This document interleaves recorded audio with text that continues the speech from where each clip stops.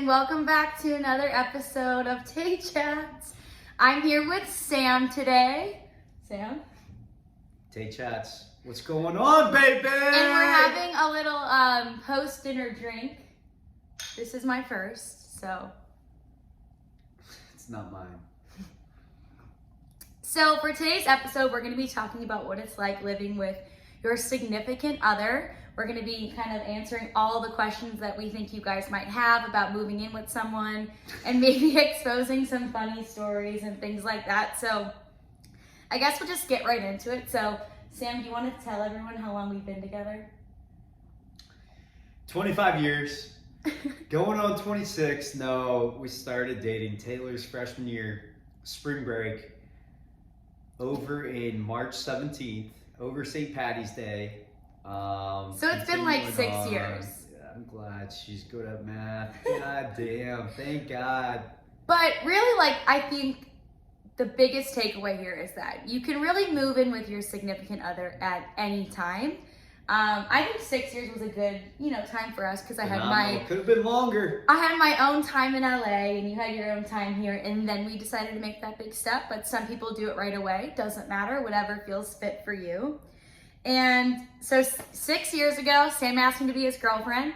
We dated all throughout college. Like I said, moved to LA for 2 years. And then when do you think you asked me to move in with you? Or... That's a good question. I know. Wow. Definitely during the pandemic. I mean, shoot, I was seeing first each one of my walls each and every day. I was like, I need someone else to look at. I mean, I gotta hang out with someone else, but it would definitely sooner than later, I would say. Yeah, our lifestyles were definitely different though. So I feel like we could have lived together after college. You just knew I was gonna move. I still wanted to move to LA. I feel like you lived with me in college, but. But anyways, so yeah, I mean, you already knew that I was going to move to LA, so I feel like the conversation never happened, and you never gave me a time that I had to move back or anything. No. I did that on my own, so you got kind of lucky. Live life, go do whatever you want to do. But we have very different lifestyles. So like I had 2 roommates, you lived alone. Yeah. So talk about your lifestyle of living alone. That's a great question. That is a good question.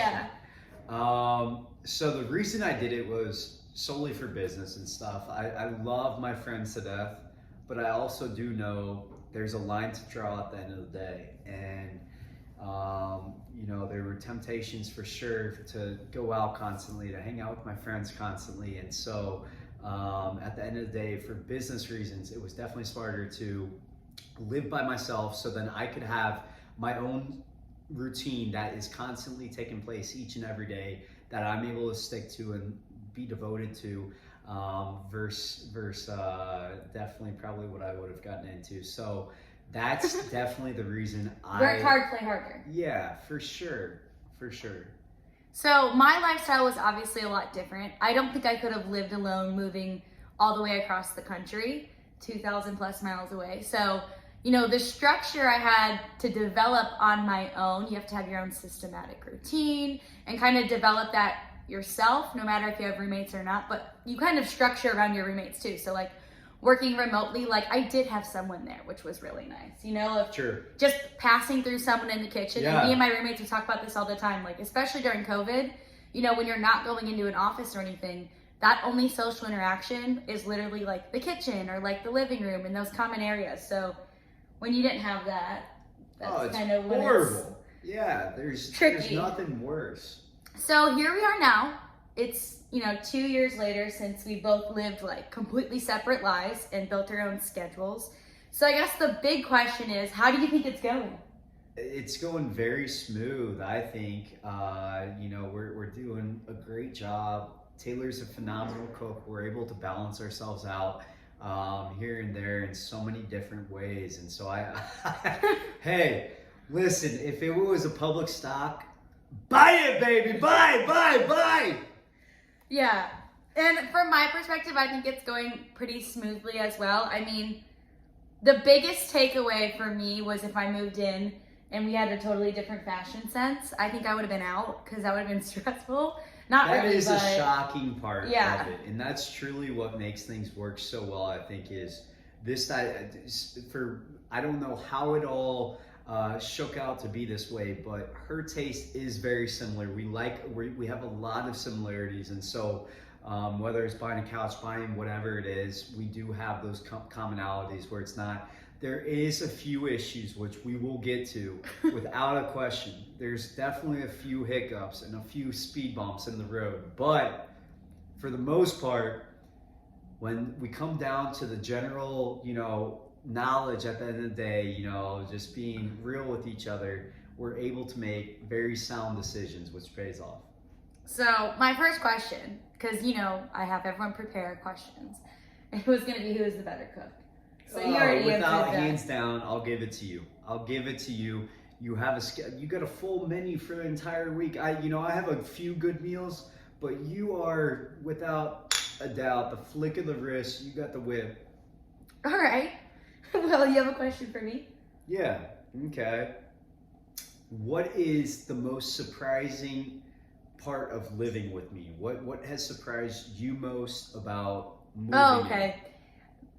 Maybe I'm just horrible at it. You could just jump on a bed and get the day going. Like you don't need anything. Like I know I'm like I need coffee. We know I need coffee. But like you can just jump out of bed. It's impressive. Like it surprised me because it doesn't matter how late like we stay up or like what's going on. Like you are to a schedule. It's just years of waking up at that time. So anything about living with me that surprised you? Oh, throw it back at me, huh? Yeah. I am shocked how many, like, your articulate creativeness is unbelievable. I mean, you know how to make anything out of anything. That's pretty impressive.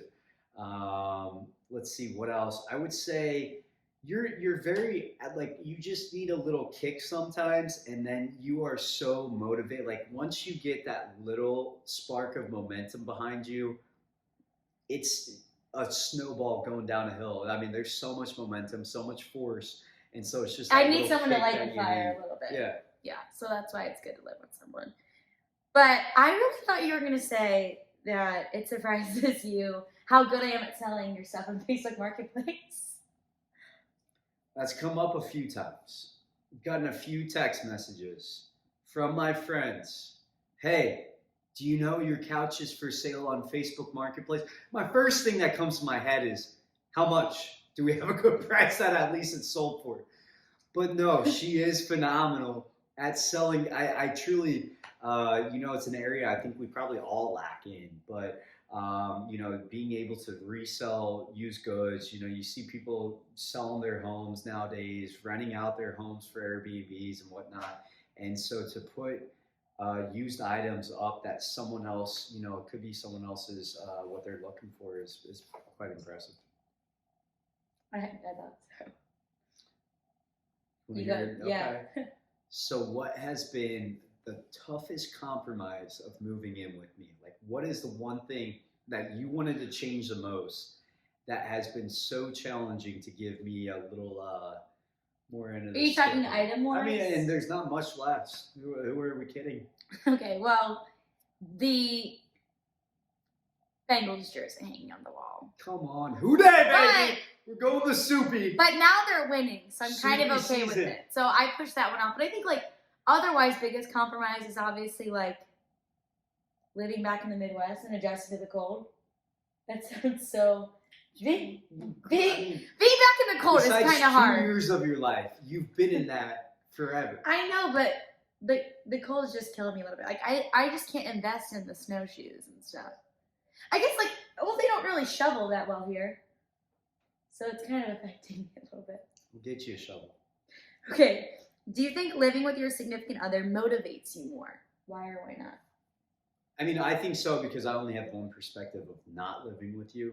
I mean, you live with roommates and so forth, so I think your perspective is much different on that than mine. But yes, I would say so. I mean, I think you're an asset to me without a question. Like, it's more fun having you here to go out for like dinners in Cincinnati, go to certain events, being able to travel together versus just traveling just to see each other.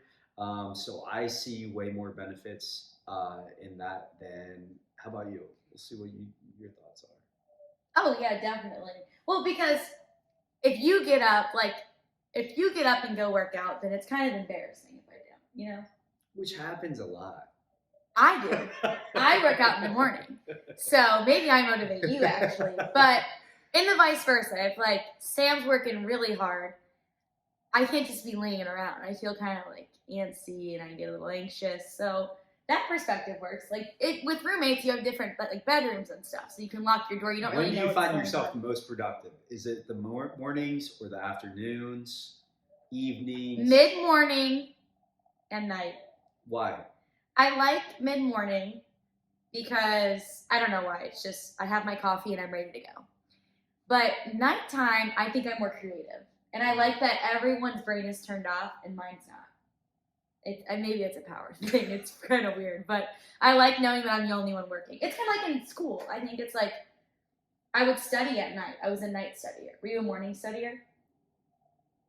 I mean, I kind of think it relates to that somehow because I was a I big don't know how study you at would be night a person. morning studier. You waking up at 3 a.m.? No, Yeah. I mean, most people, I think they study after school.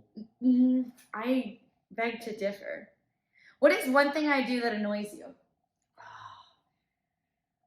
It's a good question. I would honestly say it is the situation of when we go to, so finish for the work for the evening, it's like, okay, at post dinner, let's go check out Home Goods. Let's go check out whatever. We go to check out Home Goods. Oh my God, TJ Maxx is right next door. I can't believe it. So we have to, after we go to Home Goods, we go to TJ Maxx. Oh my God, I love green rugs. Why do you love green rugs so much? That's my question. What is your passion about green? I love the color green right now. It's that simple. I am on board with everything about your style, but there is something that it just. If I showed you guys the rug, you'd be on my side. So. The magnetism towards. But yeah, I do con Sam into going. Like I plan it out, so I know like what stores are near what, and then I'll be like accidentally walking the wrong way every time. I'm like, oh, TJ Maxx is right there. It's always next to Home Something Goods. I have been doing recently, which is maybe kind of type A and a little bit weird, but I've called the 3 surrounding Home Goods in the area, and I have their schedule down, so I know exactly when to go when new shipments come in, and I know who to bring with me too, so we can pick stuff out. Because I do actually hate picking stuff out without you, which I feel like is super nice of me. It is. That's no, I mean there is some empowerment in it where it's like, and I think that's what I love too most about living with you is it's like we get on these whatever projects, and it's not like it's one person truly decides one way or the other. We do partner a lot in that to make those decisions, which pays off. Okay, what's your question for me? One thing you wish I cooked.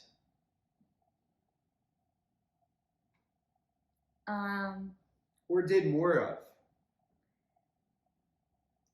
Cooking? Your biggest pet peeve. I don't need you to cook. I like cooking. You cook really good steak. That's something I can't cook, so that's good. One thing I wish you did more of.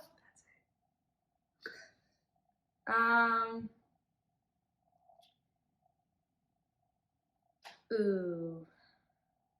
I don't know. You honestly do a lot. Okay. Well, Audible. What has been the biggest adjustment since moving in with me from your phenomenal roomies? Who I also consider them my roomies too, Caitlin and Jenny, out in LA. Who we're going to see on Friday, and we're very excited. Can't wait. Super Bowl out in LA. If they're listening. Who dey, baby? Who dey? We got it out. Go ahead, Taylor. The biggest adjustment, there's many, but I think like, when you're with your roommates and stuff, like everything feels temporary and this feels so much more permanent. So on the bright side, like this does feel more permanent. So it feels more like homey. But I guess like the hard adjustment is like, I realize I don't have that many clothes. Like living with 2 other girls, I feel like we have like a huge closet. So. Me either. And now that I've taken it's a over touchy Sam's. Subject. It's Wait, a touchy subject. I had a wonderful closet and I had to give up half, over half. okay, now I have some deeper questions because I think you're done with yours, right? Or do Sure. you have more? Yeah, go ahead. Okay, I'll go. What is your advice for couples that want to move in together? Biggest piece of advice. It's a good question.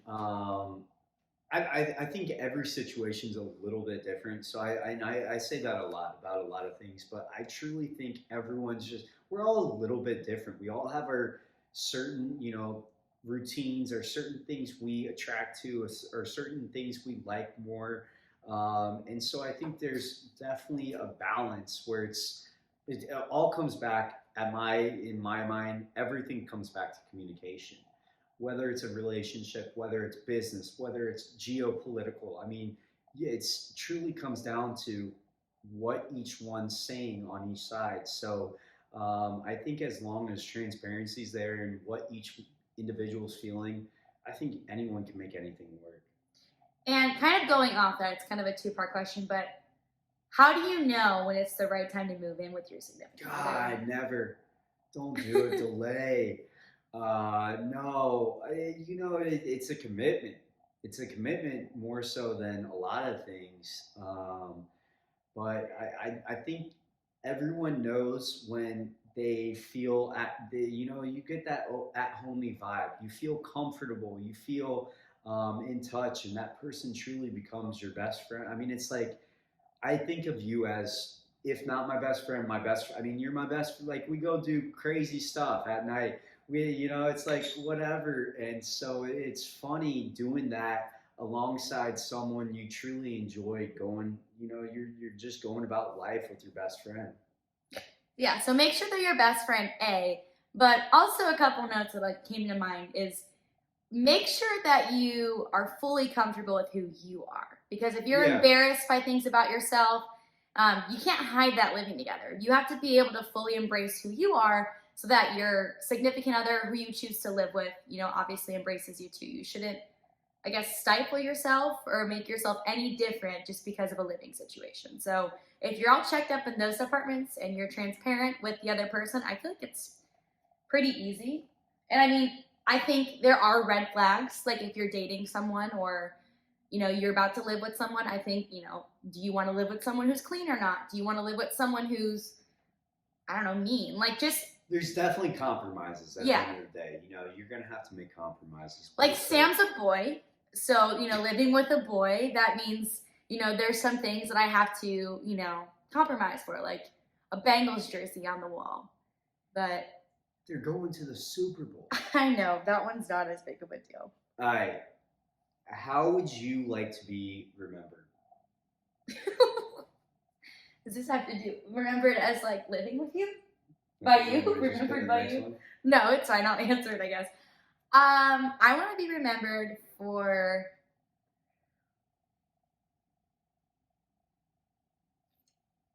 just making people happy or laugh. But I guess in a significant other sense, I want you to remember me for being an awesome roommate and a great cook. I think that's almost all my questions. I have literally one more. What's one question you wish I asked tonight? How do you make different lifestyles work, maybe? I think I kind of asked in the beginning, though. So one question I wish you had asked me was probably...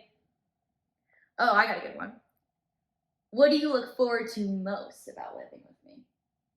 The future meals. No, but seriously, no, everything, Taylor. I think you have a phenomenal... But wait, it's the question that I wanted you to ask me. Oh, okay. But you can answer.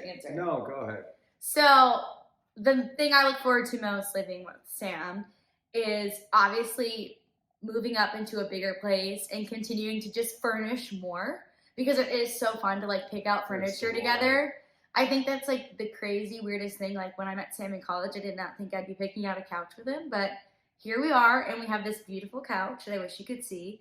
And, we have a beautiful rug. We've got, just nice things, and it's nice to pick that stuff out. Like foreshadowing, 6 years ago, we were maybe picking out the same kind of beer together. Now we're onto couches. So we've come a long way, and it is so cool to I remember even on my beginning episodes talking about, you know, long distance and stuff. Like, we beat the distance, we're living together. So now we're in like the heart of it, the thick of it, doing the fun things that we look forward to. I don't know, like a year ago when we filmed did it, long baby. distance. So we did it. And thank you guys so much for listening to this episode with us. We love you. We love you, and it's so great we get to record like together in person. Like, we just Any had dinner questions, let us and a know, drink. baby. And if you have questions about living with someone, your significant other, anyone, roommates, anything, please feel free to, you know, DM TayChats on Instagram and expect more videos from us because we're back. Cheers. Yeah, baby. Woo! Bye, guys. Who dat?